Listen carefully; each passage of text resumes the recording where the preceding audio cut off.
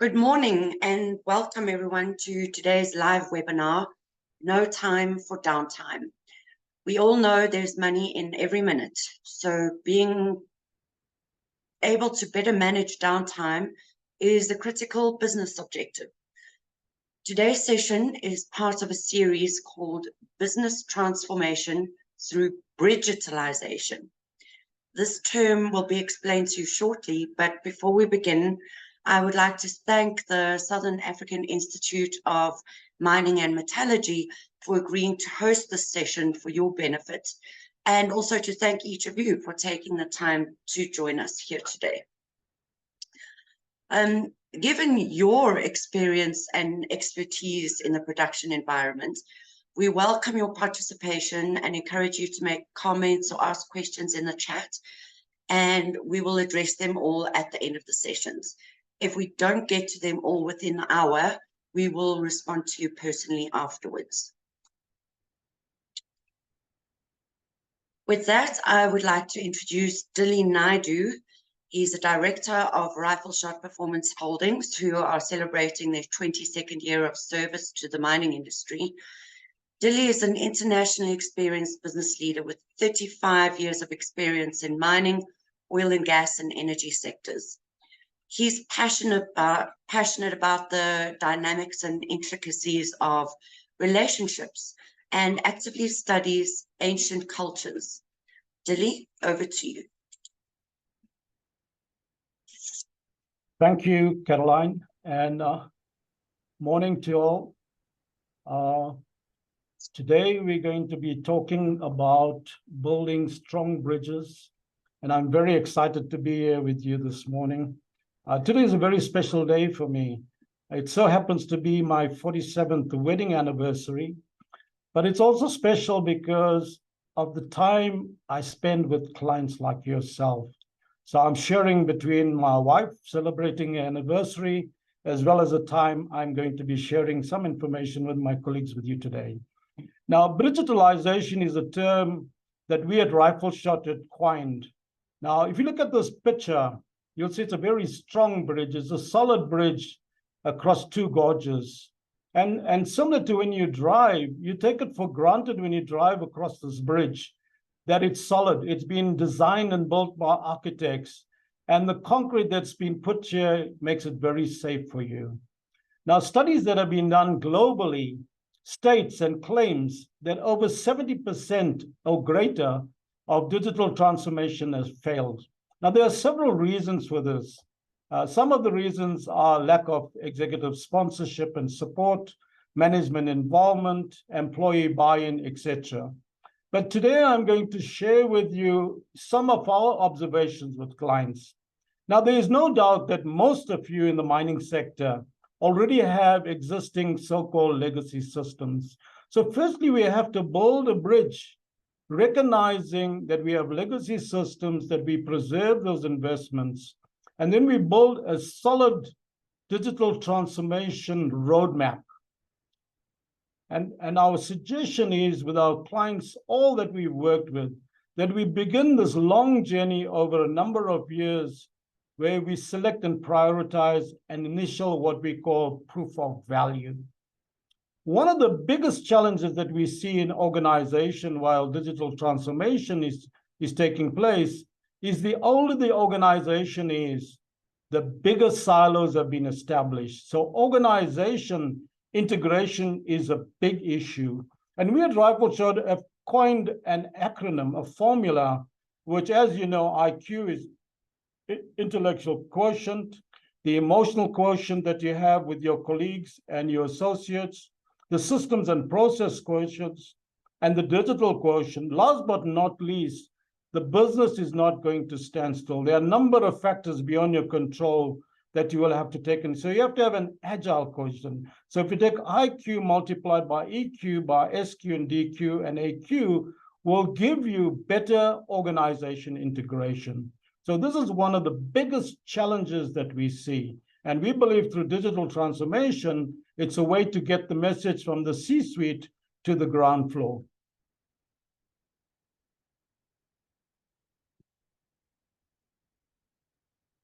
So we're going to talk a little bit about the mining value chain of the future. And if you look at the visual, this visual, although it talks about the cold chain solution, it could apply to any of the different commodity types from pit to port, and we take it beyond the port to what we call profit. Our observation is that a number of companies focus on acquiring products as opposed to understanding the business challenge and then looking at building a mining platform that is product agnostic, so that we know that not every OEM solutions would be able to solve all your business challenges. So while we look at this product agnostic platform, we also accommodate the investments that you've made in your existing technologies. And all this should be supporting the business strategy and business transformation, business architecture, something that we at Rifle Shot has coined called BAG, which is an acronym for business alignment and growth. So everything that you do while you're aligning your IT, OT, your IT is obvious, your OT, your operational technology, and your engineering technology architecture, all this should be done for only one reason, and that one reason is to support the overall business strategy and the overall business architecture. And so while we do this, we start transforming the entire mining value chain from pit to profit, and big focus on increasing the overall visibility across areas of planning, demand forecasting, and production throughout the entire mining ecosystem. So I wanted to share with you something else that we've put together. Traditionally, it was called supply chain, and today's supply chain is seen very much as just procurement. So we've created this term called value chain optimization and visualization. And for those of you that are already in the mining sector, this is very familiar to you, where you start the first step of exploration, then extraction of the minerals, etc.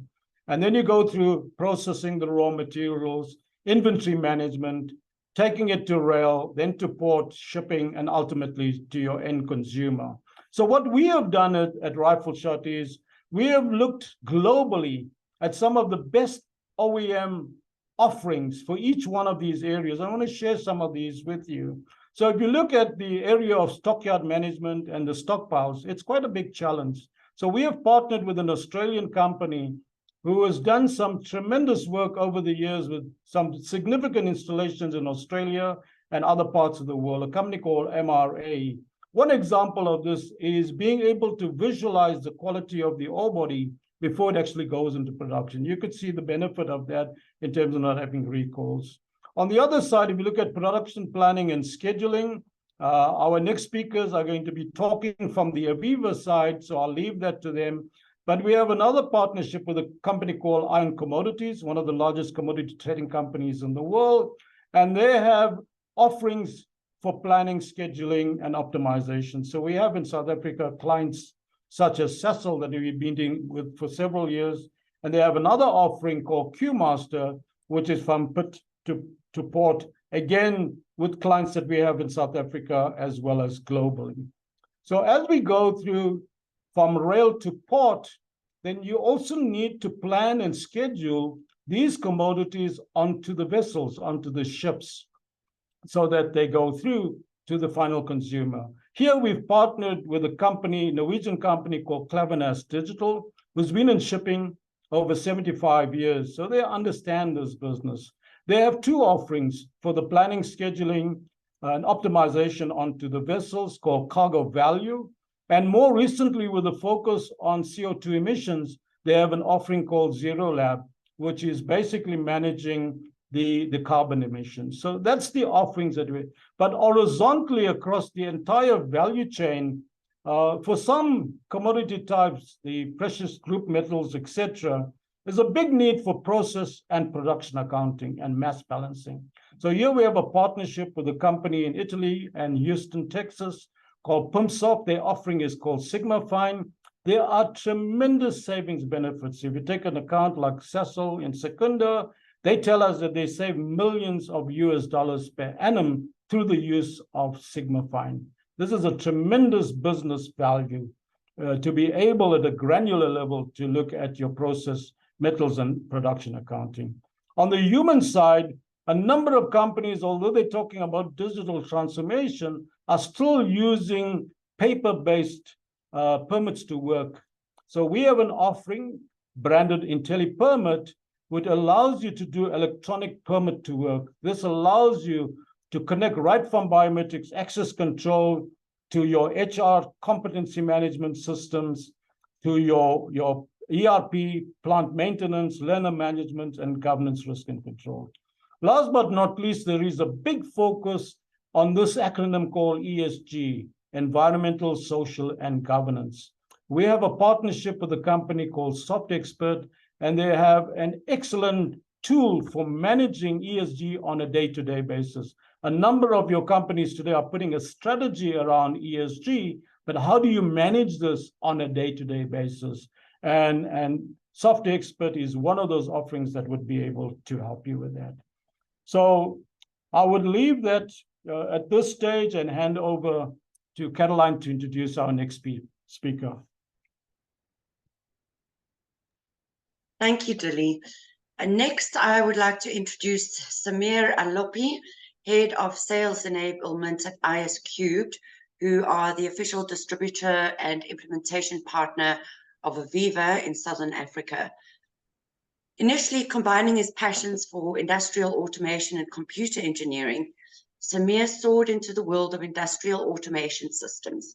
He has worked on many projects as a systems integrator and often found himself developing solutions that fill gaps in the automation market.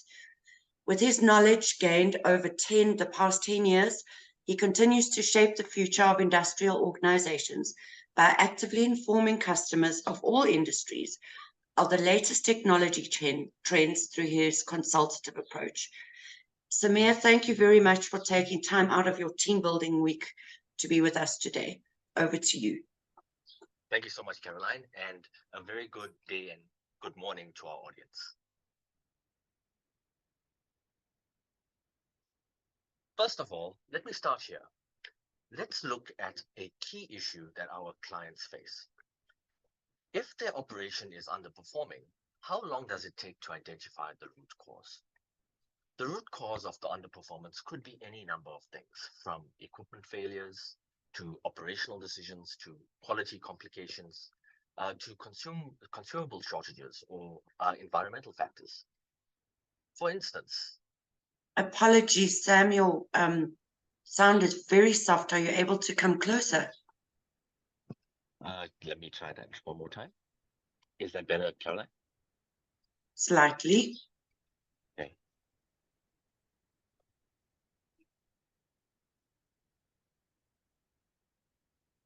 Okay, I'm just checking my mic settings. One moment. Seems like I am on my headset. All right. Okay, hope this pulls through. That's better. Thank you. So in terms of identifying the root cause for the underperformance, it could be located anywhere within the value chain. For instance, to determine if major delays or repetitive minor delays or consistent rate loss is the cause of this underperformance, your process engineers and reliability engineers need to sift through huge volumes of data, your process tags from your historian. This could be months of shipped handover reports, analyzing the SCADA alarms and other systems to try and identify what could be the cause. Or if a lack of staff could be the cause, maybe there were some maintenance concerns, procedural concerns being the root cause. This would only be discovered through interviewing key persona in the field and multiple crews, and after reviewing months and months of paperwork and understanding what had gone on in the field. Another thing to consider, difficult ore types, maybe additional moisture or hardness could be the root cause of the downtime.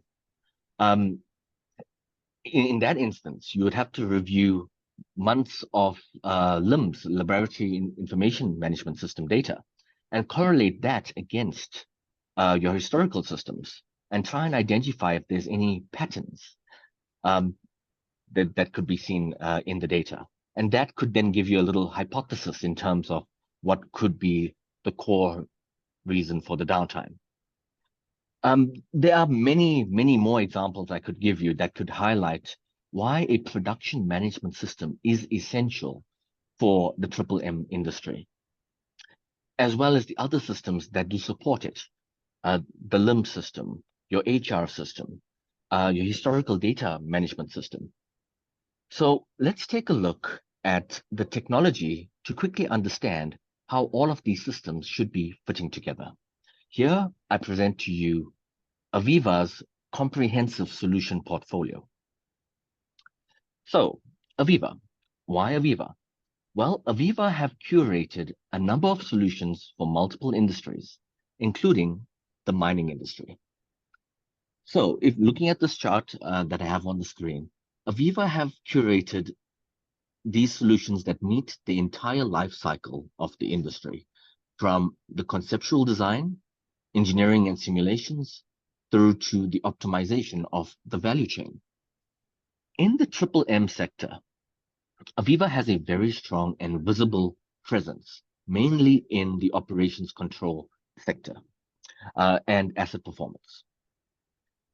Here you can see the optimization and execution solutions that we have within the M industry. All of this is on a foundation that allows you to collect, store, and contextualize this information in real time for your production facilities. And again, if you look under production optimization, right at the heart, you see production management.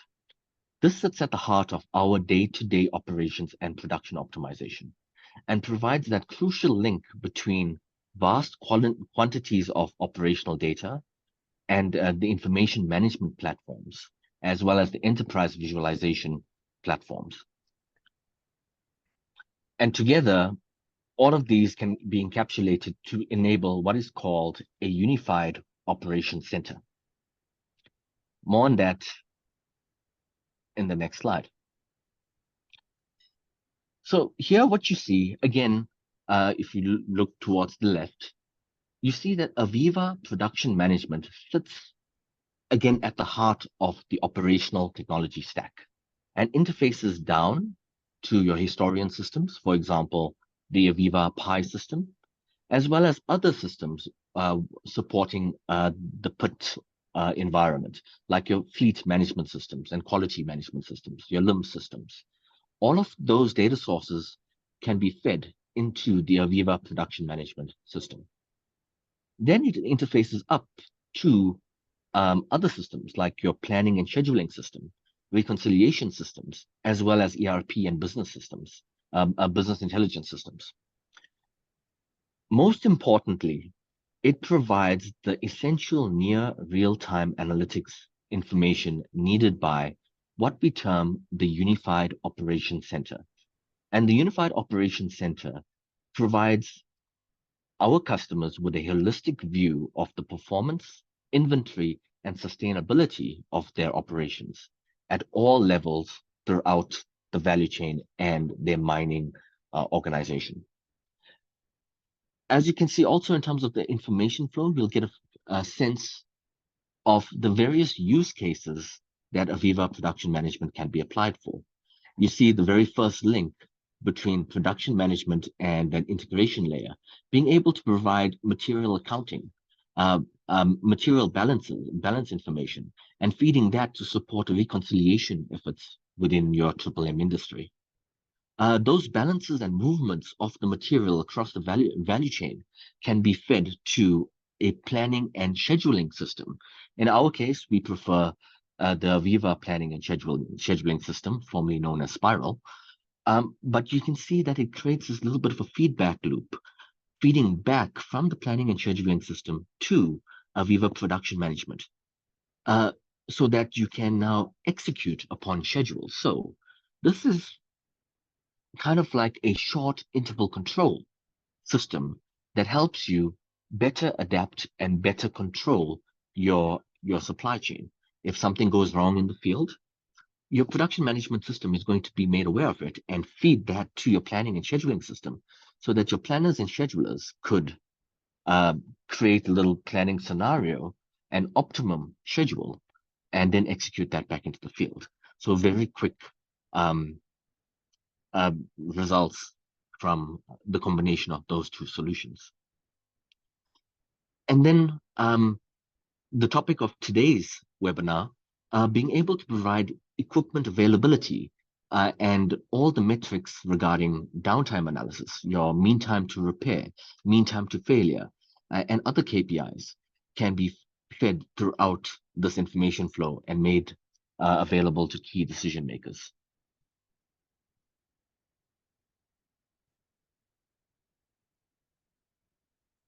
So what is Aviva Production Management? Aviva Production Management used to be called Ampla and is an MES solution specifically designed for continuous process industries, and in particular, mining, minerals, and metals. It has been in the industry for over 20 years and has helped many customers optimize their performance, inventory, and sustainability of their operations during this 20-year cycle. It does this by enabling better decision-making as it provides detailed information on current and past performances of all processes. It also helps reduce production costs by enabling operations to understand the true costs of production.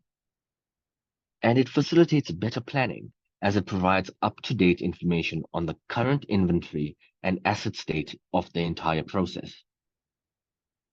Aviva Production Management is a commercial off-the-shelf software platform that is completely configurable with open APIs for extension and integration with other Aviva solutions, as well as third-party solutions. And it is designed for the mining, minerals, and metals industry. On the screen, I've indicated, again, a good number of use cases for the solution. And I believe it's important to note for our audience just how well adopted the solution is in the M industry. Our first point of differentiation in the market is the sheer breadth and depth of the solution and the install base.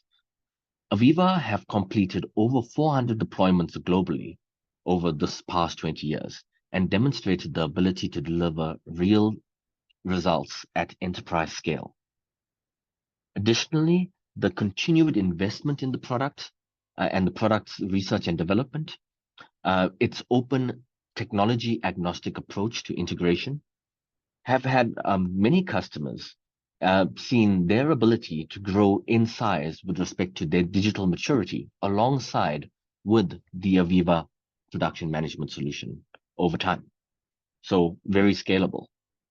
In fact, the very first customer is still a customer of Aviva and Aviva Production Management some 21 years ago. As you can see on the screen, a small sample of that customer base of Aviva Production Management.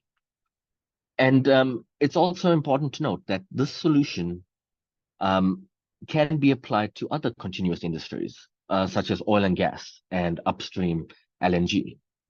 So some big names in the mining industry, and as a matter of fact, Aviva worked with the top 9 out of 10 mining industries throughout the world. Okay, with that, I'd like to hand back to Caroline, and thank you very much for the opportunity. Thank you, Samir, for that clear overview of a sound architectural approach to the digital dune, particularly with regards to managing downtime. Next, I'm going to introduce Tshepiso Maphulo, who is the digital value chain lead at Mafube Coal, and he is spearheading the downtime management project currently in progress. Tshepiso is an experienced leader with a master's degree in engineering and a rich history of working in the coal mining industry. Tshepiso, please could you take us through your journey?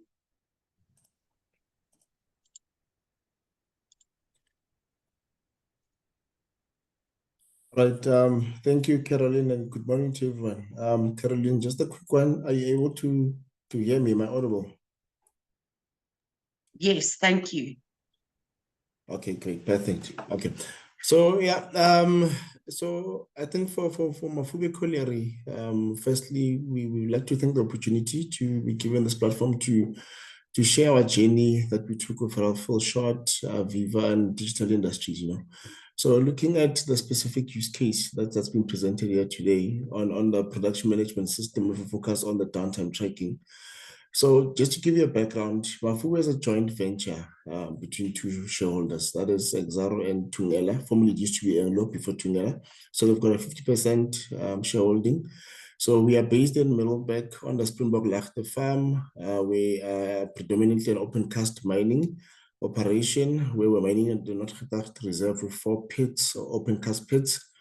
And we mine, majority of the coal that we mine, it's our SIM2, with the C1 coal mined if whenever there's a feasible case for us to mine it. So the material that we mine, we process it in a 2-stage DMS plant where you apply your low gravity separation and high gravity separation to get your products, your 2 products, which is your middlings and your export grade material. So looking at our outputs, we move about 24 million BCMs of overburden annually, with ROM of just under 6 million tons, right? And all of the ROM that we mine, essentially it goes to the export market, right? And then how we move our material, we've got a rapid loadout station or transit that's actually 9 kilometers away, closer to the Arnold Power Station. That's where we load our trains, and some of the material gets moved by trucks with destinations on the 2 coal terminals, which is the Maputo Coal Terminal and the Richards Bay Coal Terminal. And from a rehab point of view, we've got mine residue dump that we operate for our discard. And then we, in the pit, we do continuous rehabilitation, and all the water streams from our operations are treated through a water treatment plant. So we've got 2 of those, that's what we do. All right. So moving on to the next slide. So the reason we went on this journey of the production management system with a focus on the downtime challenges. So we've been running Mafuba for the last 15 years, right? Where operationally, from a downtime tracking point of view, the team has been using Excel. So previously we used to use a lot of Excel, where you do Excel for metallurgical accounting to capture your tonnages through the plant, Excel for your downtime, Excel for your qualities, you know. So if you think about it, that's actually quite a manual process. And obviously now with having a manual process like that, you've got a lot of Excel sheets that you need to manage. And because if you've got different people working different shifts, capturing the data, then you are obviously prone to get inconsistent data because there is an element of human error, right? And also, if you think about it, the whole process of capturing a downtime on a spreadsheet, it's quite time consuming, sorry. And also, it also impacts you from a decision-making point of view, because the person needs to first capture the downtime on an Excel sheet. And now they spend a lot of time doing the admin work of actually capturing the downtimes and actually interrogating the downtime that they're seeing in front of them, right? So obviously now that has an impact on the decisions that you make. So from that point, that's when we realized that, okay, obviously there's a gap. And the one thing as well that we realized is that with the current workforce that we have, these are operators that have been on the mine since 2008, 2007, and most of them, in terms of age, are getting fairly old. Yeah? So there was also that opportunity to say that, listen, they are, because of age as well, there's the opportunity is there for us to try and automate some of the processes that we just make the reporting process much easier for them and with less errors, and then that you encounter throughout the entire process. So, like I said, the manual capturing was a problem because sometimes the guys will start a downtime, put the start time for the downtime, but forget to put the end time. You know, so obviously now, the next morning when you have to go and look at the downtime and analyze it, it becomes a challenge because now you don't know what time the downtime was closed. The other issue that we had there was the correct classification of the downtimes. You'd find that maybe it's a conveyor might have stopped. The reason might have been a pookie, but the person will go and say the conveyor was overloaded. You see, so obviously now that affects you on your downtime if you want to do downtime analysis, and that's normally what the metallurgical team or the engineering planning team on the reliability side will be affected, because now they wouldn't be analyzing the correct or the most cleanest data, you know. So obviously, which leaves it open for interpretation. So those are some of the challenges and frustrations that we had as an operation, that but we realized that, no, listen, we need to look for a solution that can, ideally assist us, right? So from that point of view, that's when we realized that the best solution for us would be to look for a system that can automatically capture our downtimes, ensuring that we've got the cleanest data at hand, and the data that we get, we are able to analyze it, and especially from a reliability or engineering maintenance point of view. You know? So that was part of the reason and the journey that we took as an operation to say, listen, we'll go the production management route with a focus firstly on the downtime tracking to also alleviate the stresses on the team, on the shift teams, capturing the downtimes, and also reduce the amount or eliminate the amount of errors that we get on the downtime capturing. I think that's it from my side. I'm going to hand over back to Caroline. Thank you.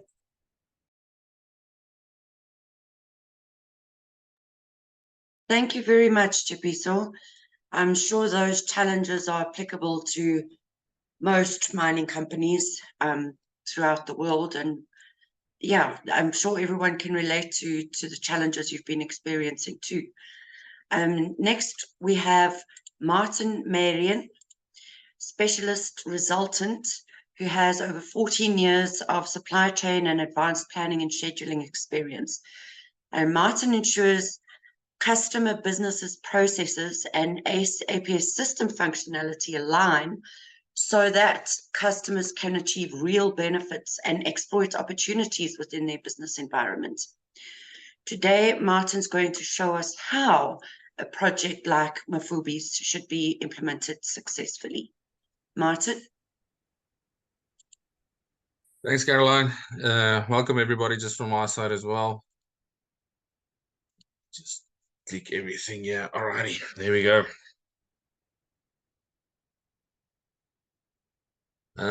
So just to sort of take a recap where we are currently in the presentation, you know, Dilly spoke about, you know, the whole journey of digitalization, you know, how we move from legacy systems into a digital system.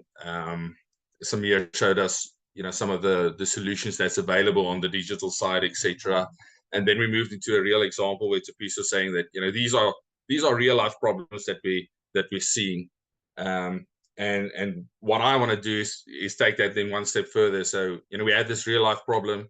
How do you apply this digitalization and pre-digitalization to actually, you know, in real life and implement it? You know, there's a lot of talk if you go to some of the other webinars, and, you know, you should do this, you should do that. But, you know, I want to show a real life example, how it works and what we've done thus far, and just to raise you know, awareness of how it can be done, and some of the pitfalls, and also some of the stuff that really works. So let me start off with the how in terms of the partnership. So like Tapiso mentioned, you know, a lot of these implementations as a typical client distributor, software integrator roles, which in our case is the same. We've got the client Mafube, we've got the distributor, you know, ISCube, and which distributes to the Viva software, and then you know, ourselves, the system or software integrator for Shot Performance Holdings.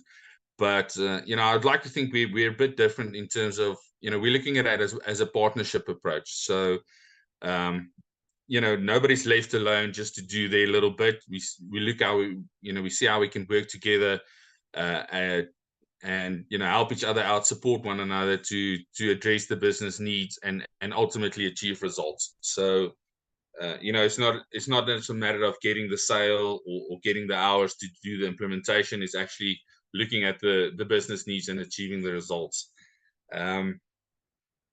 We've adopted a phased approach, and I think this is very valid to digitization projects.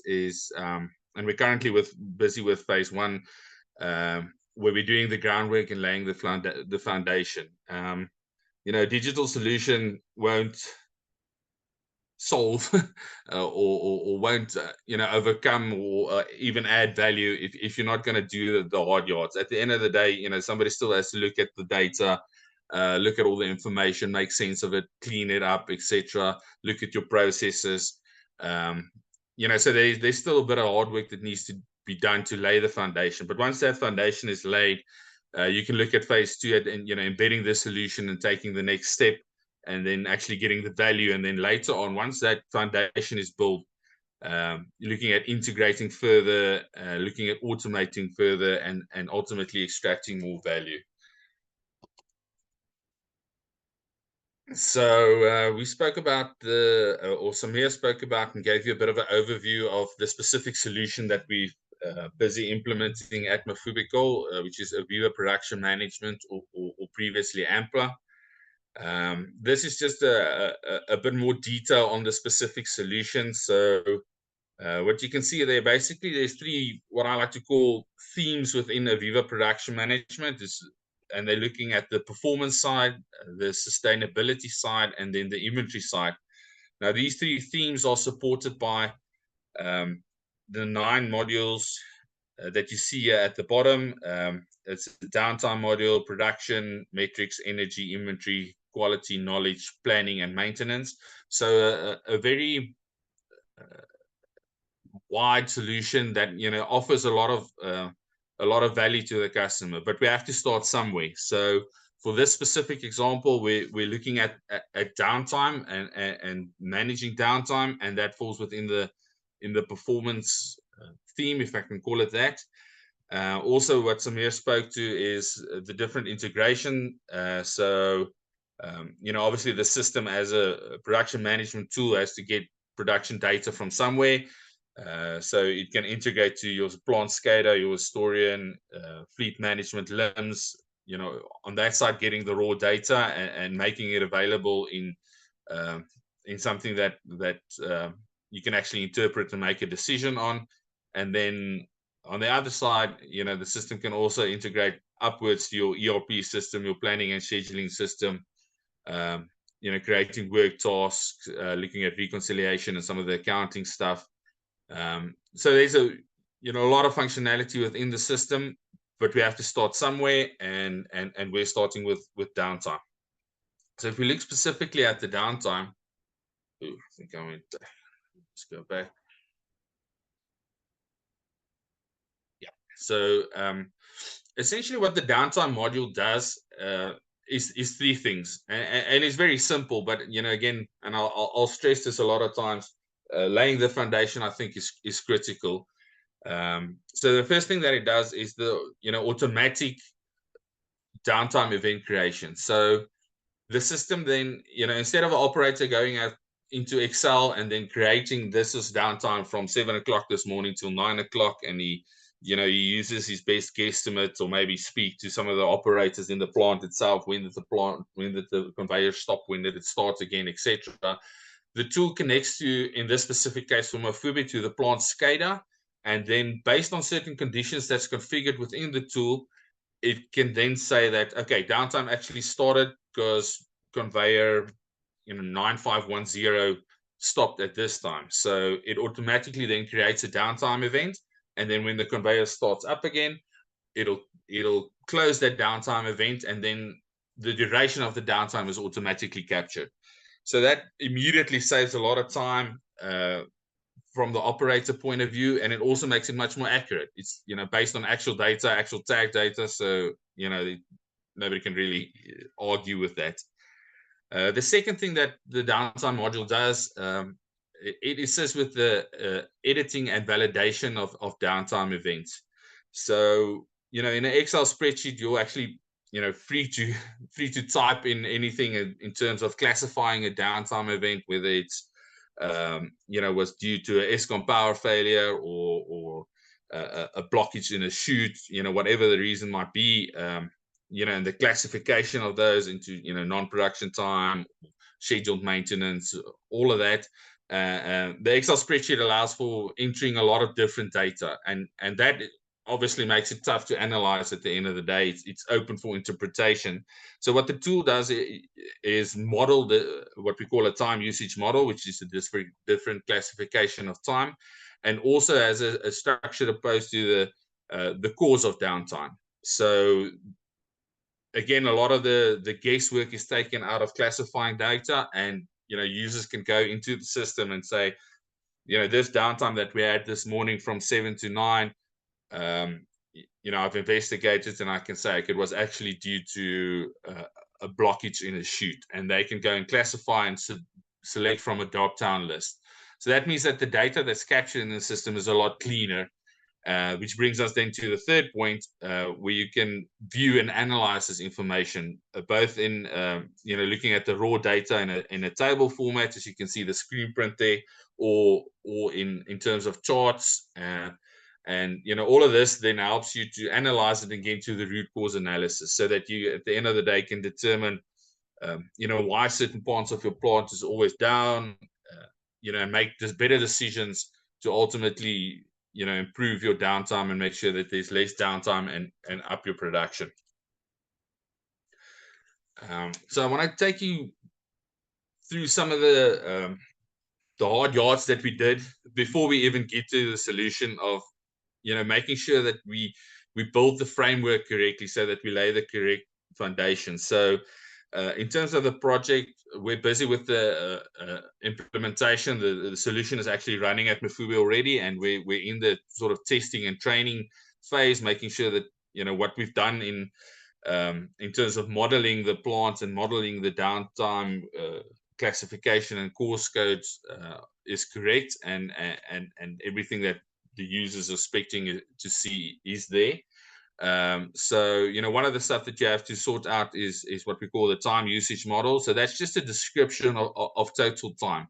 So if you're running 24/7, then that's fine, that's just normal production time. But obviously that doesn't happen. So if there is a stoppage and there is downtime, how do you classify it? Is it a production stoppage? Was there a problem on the mine, so there's no material to process, etc.? Was it downtime due to scheduled maintenance or unscheduled maintenance?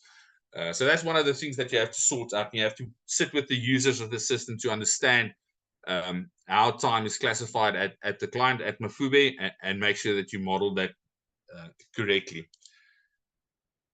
Another key part then is once you've classified how the time works, then you need to go and look at what's the different causes of downtime. And this is what we call the downtime matrix. And it's a key part of the solution. So here you actually map a specific reason for downtime. Like, for example, you can see like the chute is blocked. So if a chute is blocked, what's the classification of if a chute is blocked? And in this case, it's actually a production stoppage. And then you can also link it to different equipment types. So a chute block is obviously just a chute, which then makes it a lot easier for the users to go and classify downtime. So what they'll do is they'll say that, okay, the system would automatically capture downtime. There was downtime in the front end as the example. And then they know that, okay, it was actually a chute, that there was a problem with the chute. So they go and select the specific equipment from the drop-down list. And then because it's a chute, then we can only give causes of downtime related to a chute, which makes the classification a lot easier. So they won't have reasons in there that's not related to that specific equipment type. So a big chunk of a project like this is sorting out this downtime matrix and making sure that all your different causes of downtime is linked to different equipment types and then classified correctly in terms of how you classify time. Maybe just a bit of technical stuff from the solution itself.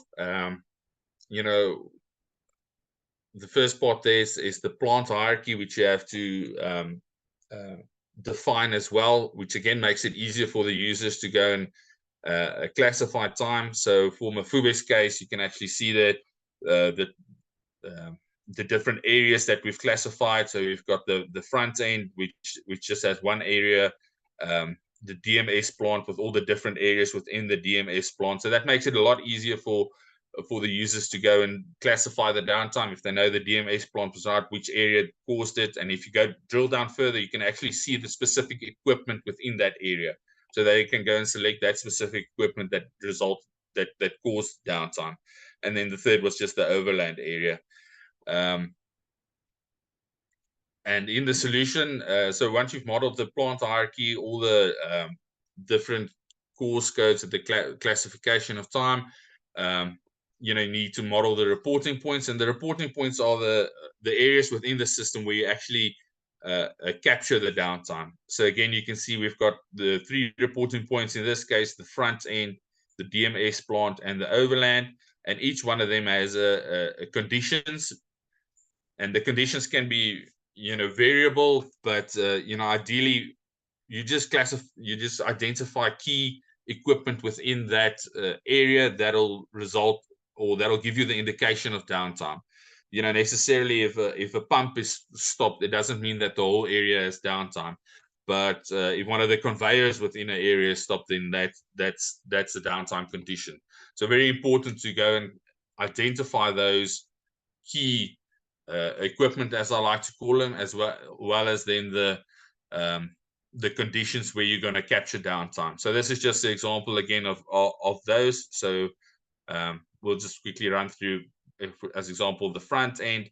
We've got 3 different conveyors. So if either one of these, primary receiving, the overland 5, or the stockpile conveyor is stopped, then we know we're going to capture a downtime event. So we don't really care about the other equipment necessarily. We don't pull that data, all that data is in the SCADA, but from a production management point of view, we want to know that the front end is stopped, and these 3 conveyors is going to indicate whether it's stopped, and then the users can go and classify why that conveyor is stopped. Just from a technical point of view, a bit of how the solution architecture looks specifically for Mafube. So again, working with the client, you want to stick to their standards, and that's going to help the ease of deployment, and then later on the support. If something goes awry, or if you need to later on extract more value. So for Mafube's case, the users actually accesses the application through a web browser on the IT side, and then the application itself sits on an application server within the OT side. It's supported by a database server, which obviously stores all the data, etc. And in Mafube's case, it's linked directly to the SCADA. So we read about I think 14 tags or something for nine conveyors.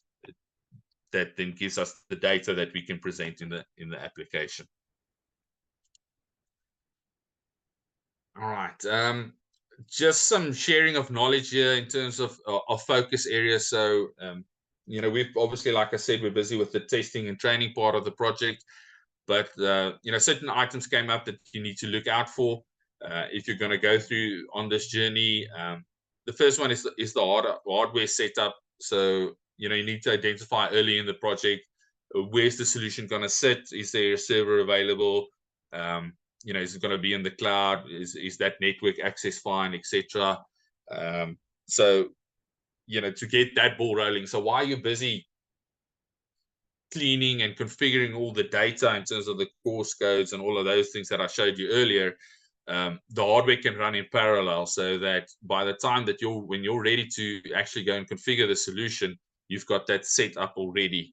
The same for network access. You as a consultant, do you have access to the network?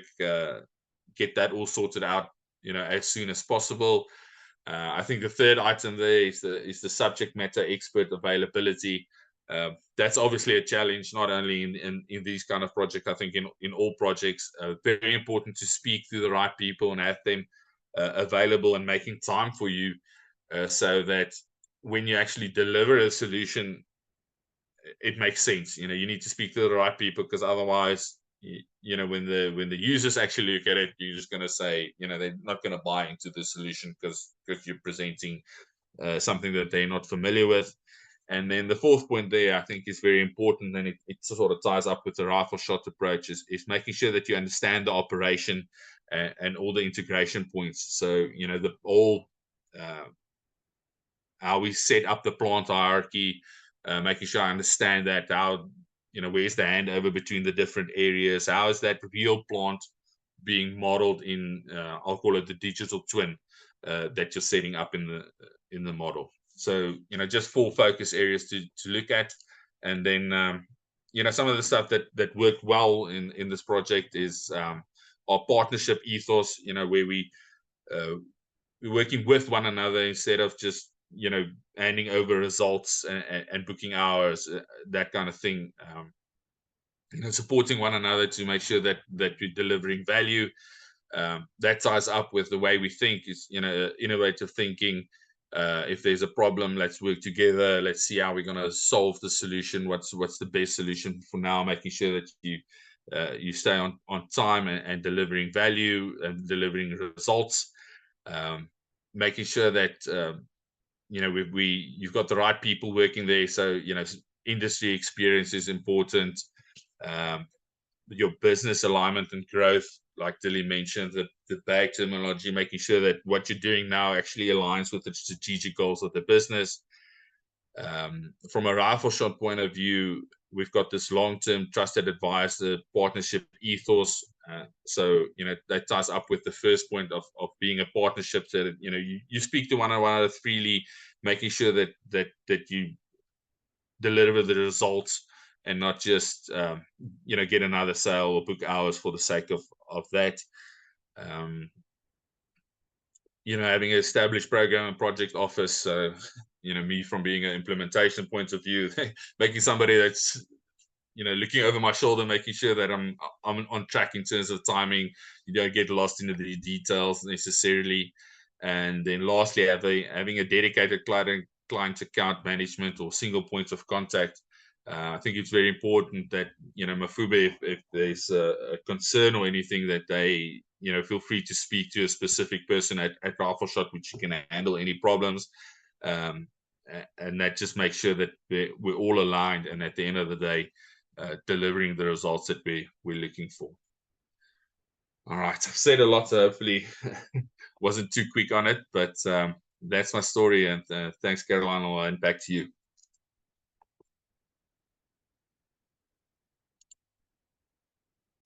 Thank you, Martin, for the clarity that you provided there. Especially valuable seems to be visibility, correct classification, and root cause analyses. This point being actionable insight. Thank you very much for that.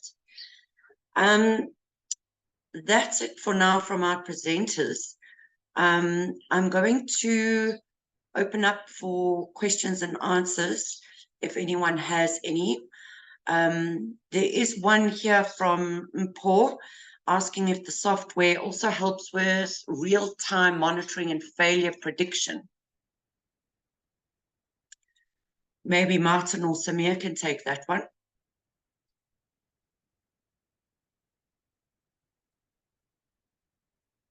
Sorry, Caroline, just shoot that again.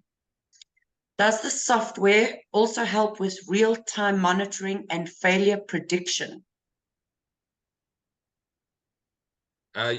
Yes. So like I mentioned, in this case, especially with Fuba's case, we connect directly to the SCADA. So as soon as any of the conveyors or the, like I mentioned, the key equipment stops, that's immediately captured in the system. So you can immediately see that there's actually downtime, and the users can go and query, why is there downtime, what's actually happened, and what's the reason for that. Thank you. Mpho, does that answer your question?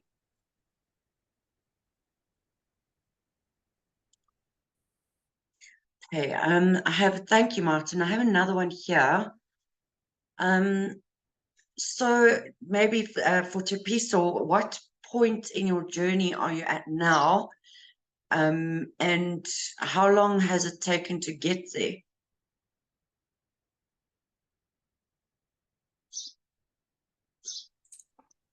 Hi, good evening. So this is specifically for this project, right? So where we currently are, as Martin has already said, the first phase was to look at the downtime tracking module of the entire production management system, right?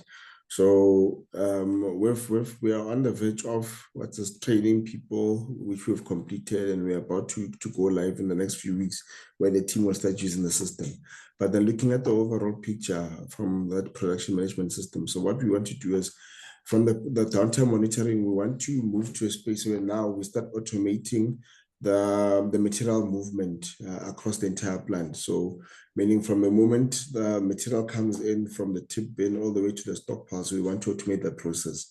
So one of the other modules on the production management system that we're exploring, and we've already started somewhere looking at, is now we are tracking the tonnages as they come in through across all the different scales within all the streams in the plant. And then also the one thing that we're trying to do is we're trying to automate all of that information on the material tracking, so that we completely remove the Excel sheet, which the team is currently using to do the manual tracking of the material flowing through the different streams in the plant.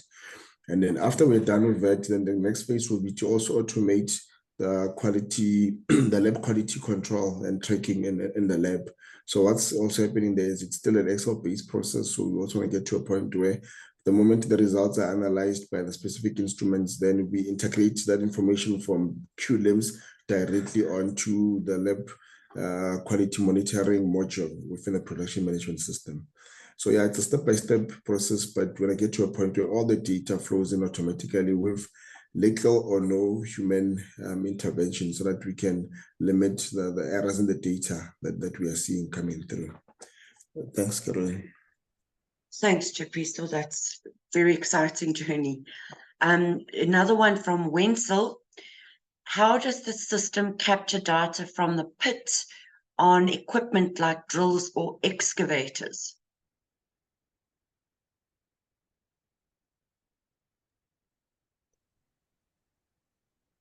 Martin? Yeah, thanks, Caroline.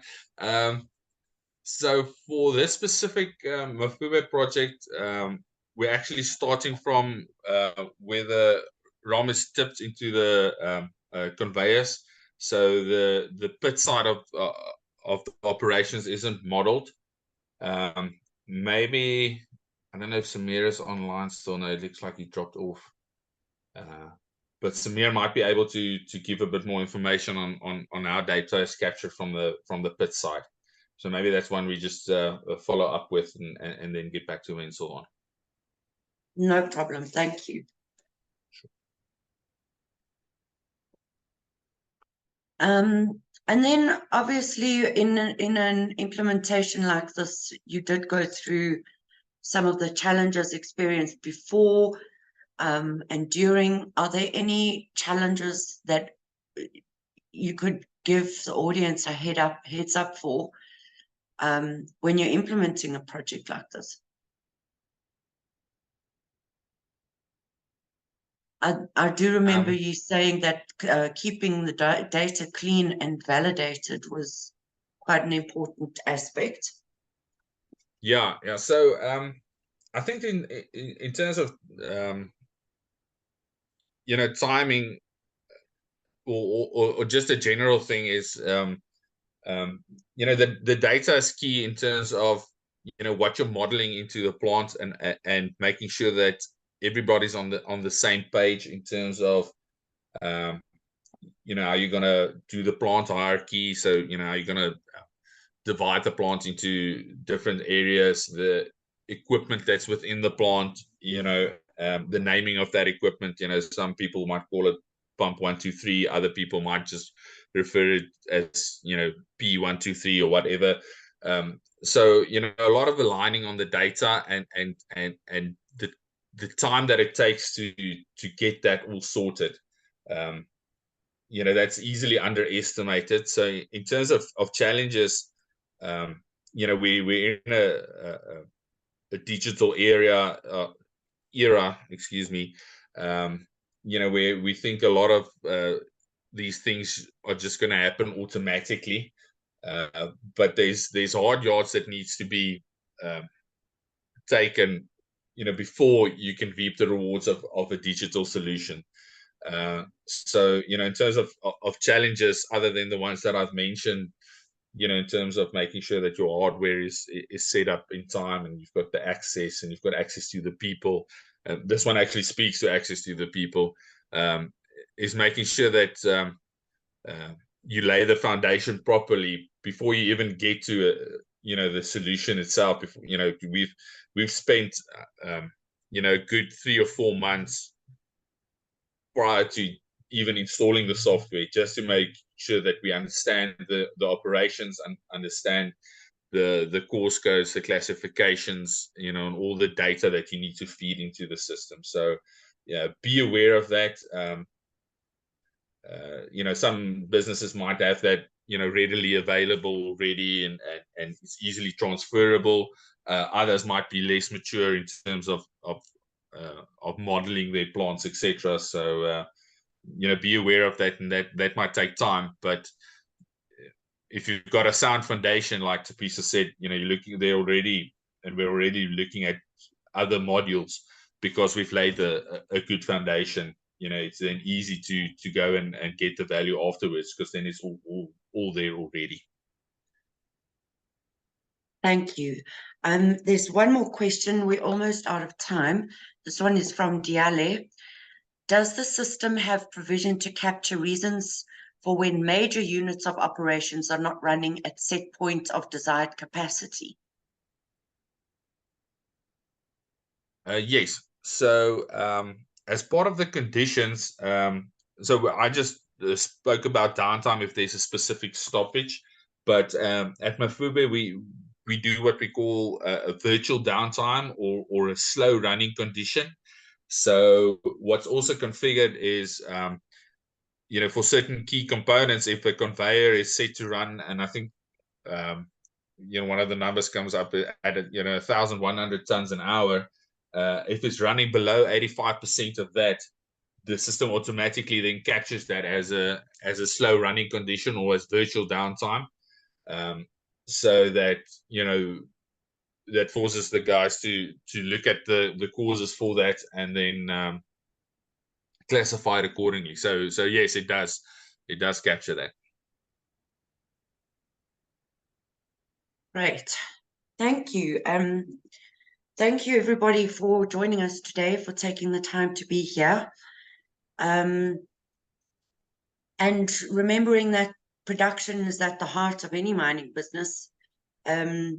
Remember that business transformation through digitalization can only be achieved successfully by laying the foundations, as we've stressed many times. Thank you again. We hope you derived value out of this session, and we look forward to hosting you again in November for our next webinar, which will focus on smart stockyard management, which should answer one of the questions we had in today's session. We will be sending out the recording and the presentations for all participants. And if you need any assistance or guidance on your journey to business transformation through digitalization, please feel free to contact us anytime.